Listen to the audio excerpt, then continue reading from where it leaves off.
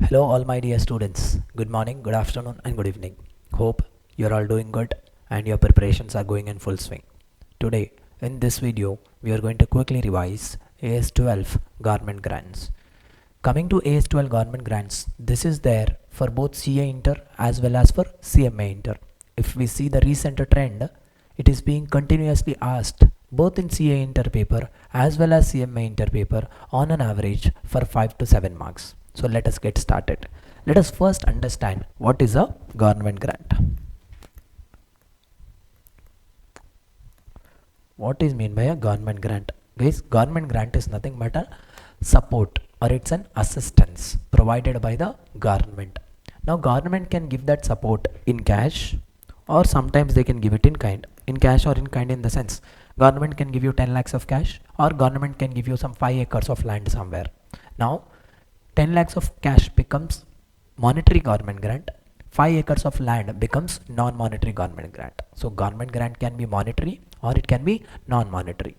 Now government will not give you government grant just like that. Whenever government is giving you certain government grant, it will be attaching certain conditions, and those conditions can be past conditions or it can be futuristic conditions. What are mean by past conditions? Take the example of Tata Group. Now Tata Group is there in Hyderabad for a period of last 10 years. Now government of Telangana is very happy about Tata's performance in Hyderabad. So imagine they gave them 1 crore of cash. So this is government grant which is given, which is subjected to past conditions, means conditions are already satisfied. Otherwise, imagine a new company is coming to Hyderabad. Now government of Telangana can say, if you operate in Hyderabad for a period of next 10 years, we are going to give you 1 crore. Now these conditions are futuristic conditions. So if you have to consolidate the definition of government grants is an assistance or support provided by the government in cash or in kind in compliance with certain past or future conditions. Sir, what are we going to learn under this standard? We are going to learn 4 things under this standard, sir. Like any other standard, we are going to learn 4 things. What are those 4 things, sir? One is recognition, another is measurement, another is presentation, and the last thing that we'll be discussing is disclosure. We are going to learn these 4 things regarding government grants. Sir, what is meant by recognition? Recognition part of the standard will answer, when are you eligible to show that particular item in your books of accounts? Now what is meant by measurement? Now that you decided to show it in your books of accounts, at what value will you show it in your books of accounts? Will be answered by measurement part of the standard. Then what about presentation?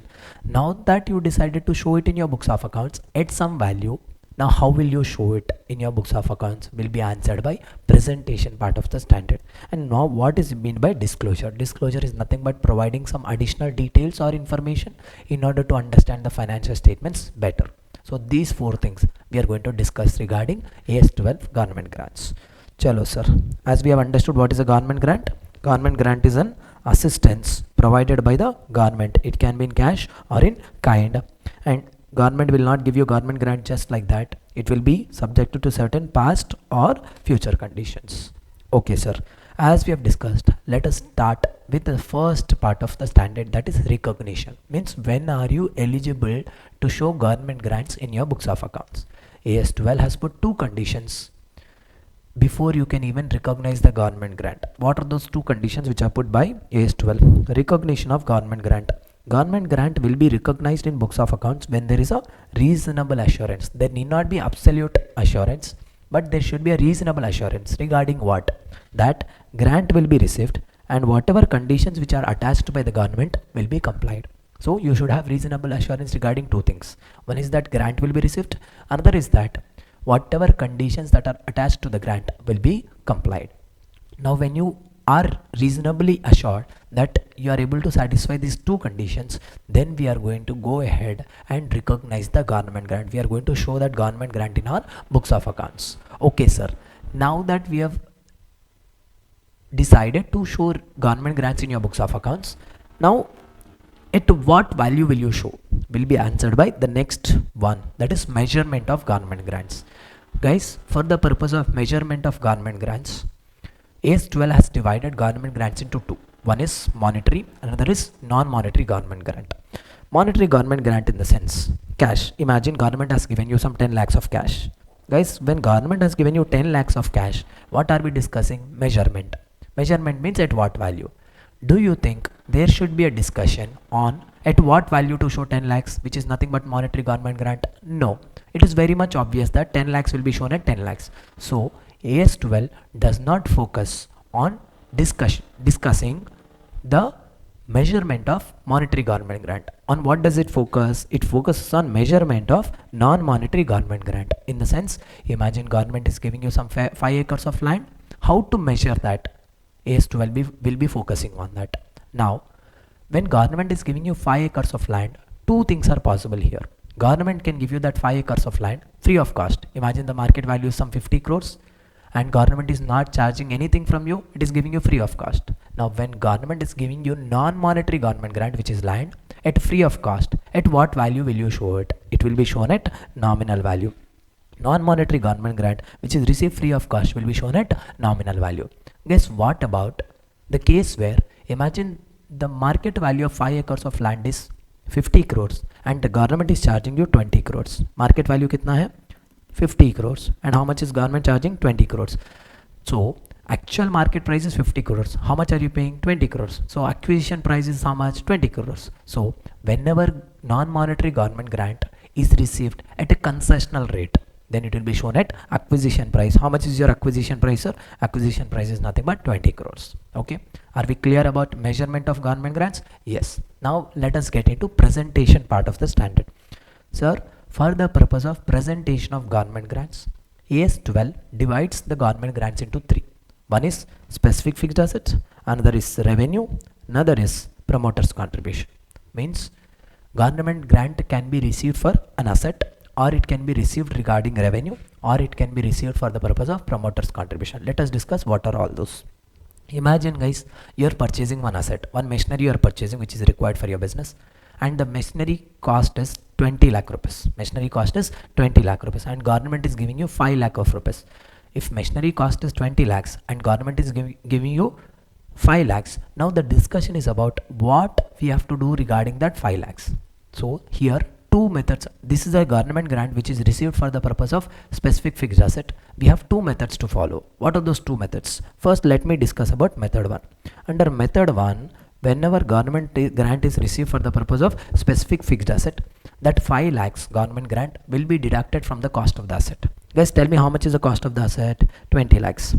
And how much is government grant received? 5 lakhs. So under method 1, this 5 lakhs will be deducted from the cost of the asset. And how much is the net cost of the asset? 15 lakhs. So your asset will be shown net of grant.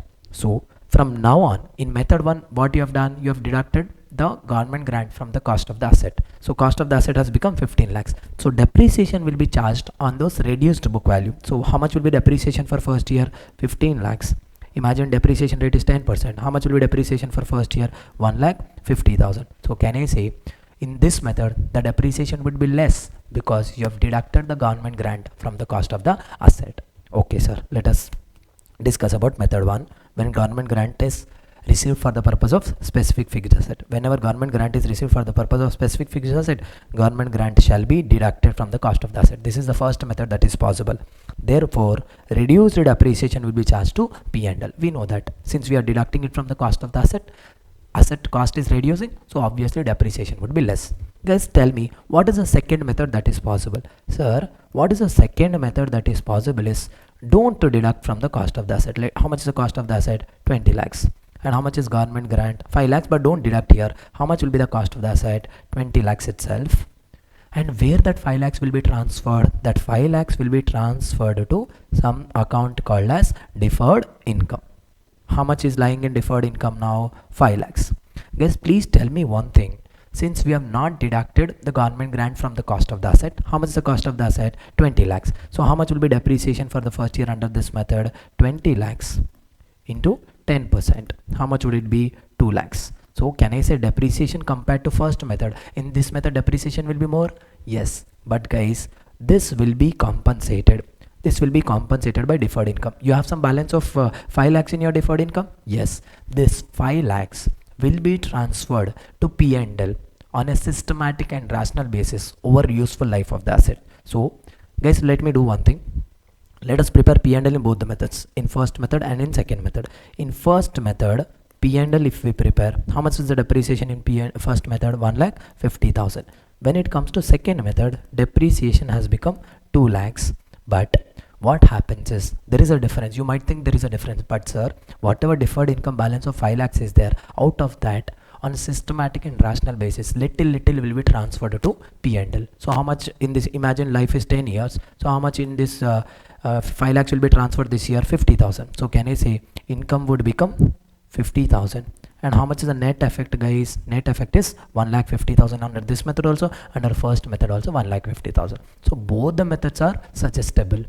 Your wish, you can follow any method that you want. Either deduct from the cost of the asset, otherwise method 2, don't deduct from the cost of the asset, transfer it to deferred income. Let us see what is second method. Government grant shall be treated as deferred income, which is recognized in profit and loss on a systematic and rational basis over useful life of the asset. Whatever you are transferring to deferred income, don't keep it idle. Please transfer it to P&L on a systematic and rational basis over life of the asset. Next, in this method, we know that depreciation will be higher, but one thing is that higher depreciation will be compensated by this income, and the net effect becomes how much? 1,50,000 only. So this is the presentation of government grant related to specific fixed asset, and when it is a depreciable fixed asset. What about any government grant which is received for asset only, but if it is a non-depreciable asset? If it is a non-depreciable asset, guys, grants related to non-depreciable asset are Sida transferred to capital reserve. No deferred income, no deducting from the cost of the asset and all this. Sida it will be transferred to capital reserve when it is a non-depreciable fixed asset. Okay, guys.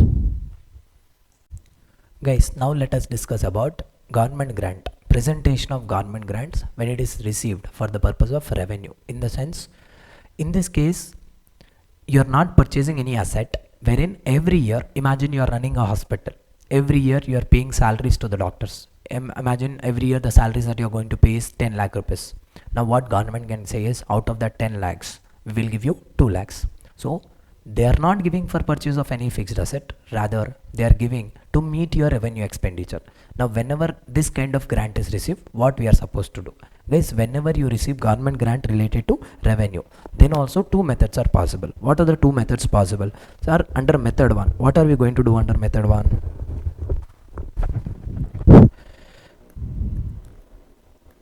Under method 1, what we are going to do is, whatever government grant that you have received, imagine how much is your salary expenditure. Salary expenditure is 10 lakhs. And how much government is giving you? 2 lakhs. Do one thing under method 1. Transfer this 2 lakhs to other income. 2 lakhs will be transferred to other income. And how much is your net salary expenditure? That would be 8 lakhs. This is one way of doing it. Guys, it can be transferred to other income or it can be shown separately. This is method 1 when the government grant is received for the purpose of revenue. Sir, what is method 2 that is possible? What is a method 2 that is possible is, don't transfer it to other income. You can do one more thing. What is that one more thing that you can do is, when you are preparing P&L and salary expenses 10 lakhs and how much government gave you? 2 lakhs. Instead of transferring it to other income, please deduct it from the related expense or respective expenditure. And how much is the government grant that is received? 2 lakhs. So how much will be the net salary? 8 lakhs. So both the methods are correct. Either you can transfer it to incomes, either other income or separate head, or you can deduct it from the related expense. Method 1 and method 2. This is presentation of government grant when it is related to revenue. Guys, one concept is possible here, rare possibility, that see, every year government is giving you how much? 2 lakhs. What government can say is, see, I will give you 3 years government grant at once only. Means every year they are giving 2 lakhs, 2 lakhs, 2 lakhs. What they can do is, 3 years at once, they can give 6 lakhs. When they are giving this lump sum amount for 3 years, but it is related to revenue only, what will be done is, directly it won't be transferred to P&L. First, it will be transferred to deferred income. Guys, just because we are using deferred income here does not mean the grant is received for the purpose of asset. Since the lump sum amount is received, we are first transferring it to deferred income. Once if it is how much is transferred to deferred income? 6 lakhs. From this 6 lakhs, every year related is how much? 2 lakhs. Every year 2 lakhs, 2 lakhs, 2 lakhs will be transferred to P&L. When you transfer to P&L, either you can deduct it from the respective expenditure, or you can transfer it to income side, either other income or under separate heading. This is the presentation of government grant related to revenue. Now let us discuss about very simple and a short thing, which is when government grant is received for the purpose of promoters contribution, what presentation has to be done. What is mean by promoters contribution? Guys, imagine there is a new company like startup which is coming to Hyderabad.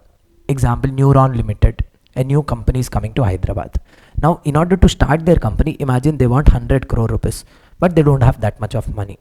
So what they can do is they can seek some assistance from government. Imagine government is giving you 30 crores. So here government is not giving for the purpose of asset, not for their expenditure, but whatever initial capital outlay is required, or capital contribution, initial capital investment that is required, for that government is giving assistance. So this is in the nature of promoters contribution. Whenever government is giving grant which is related to promoters contribution, it shall be transferred to capital reserve. Presentation of government grants related to promoters contribution. Guys, and one more thing is that when government grant is received for the purpose of promoters contribution, now it is not usually refundable, nor you can pay dividend out of that, nor it can be transferred to deferred income. One thing is it cannot be transferred to deferred income. Another thing is you cannot pay dividends out of that amount. And last thing is that, sir, it is not refundable usually. Okay, this is the presentation of government grant related to promoters contribution.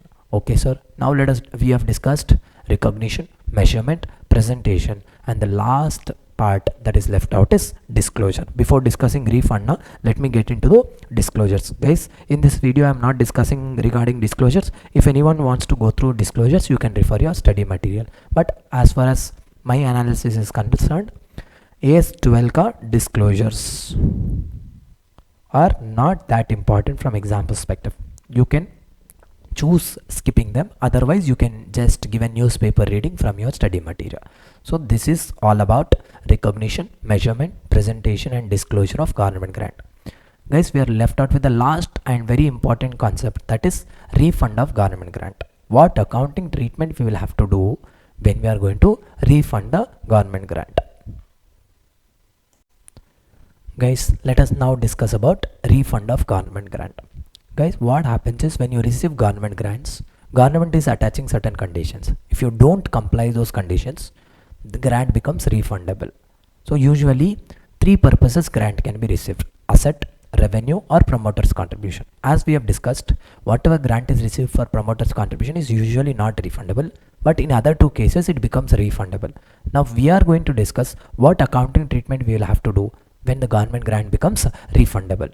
First and foremost thing, guys, here AS-5 gets attracted. Why AS-5 gets attracted?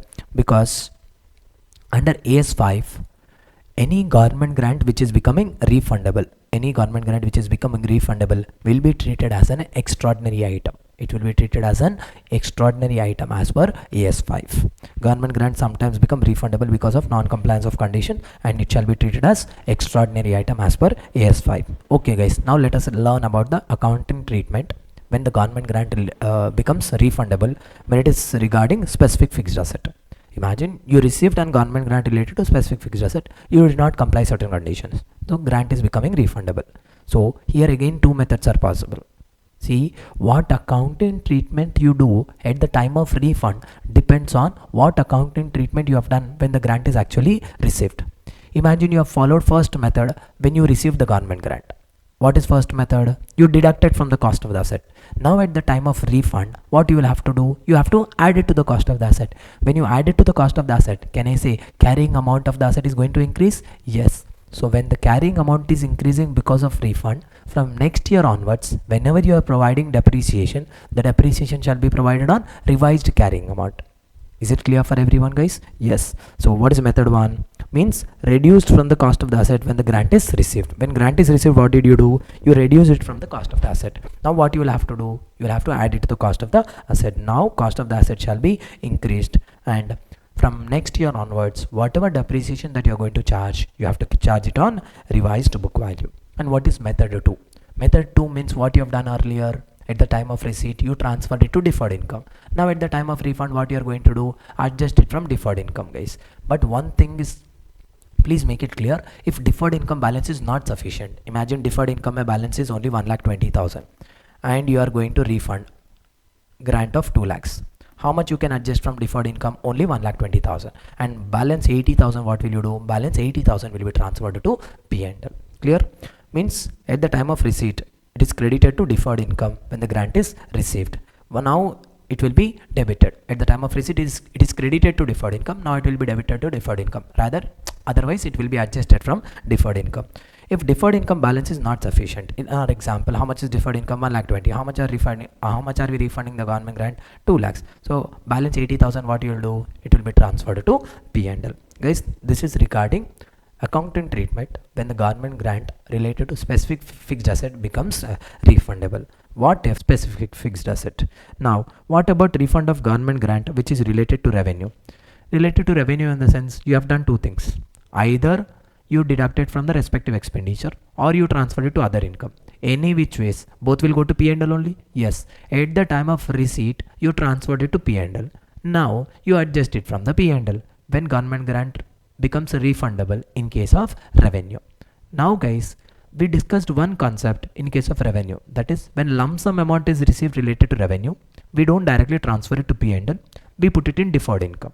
So, at the time of refund, imagine if it is a case of deferred income, then at the time of refund, please adjust it from deferred income. If deferred income balance is not sufficient, please adjust it from P&L. This is the treatment of refund of government grant which is related to your revenue, and also lump sum amount is received and when it is transferred to deferred income. And the last case that is left out is refund of government grant related to promoter's contribution. Guys, this is rarely refundable, as we have studied. Whenever government grant is received for the purpose of promoter's contribution, it is neither refundable nor it can be declared as dividend.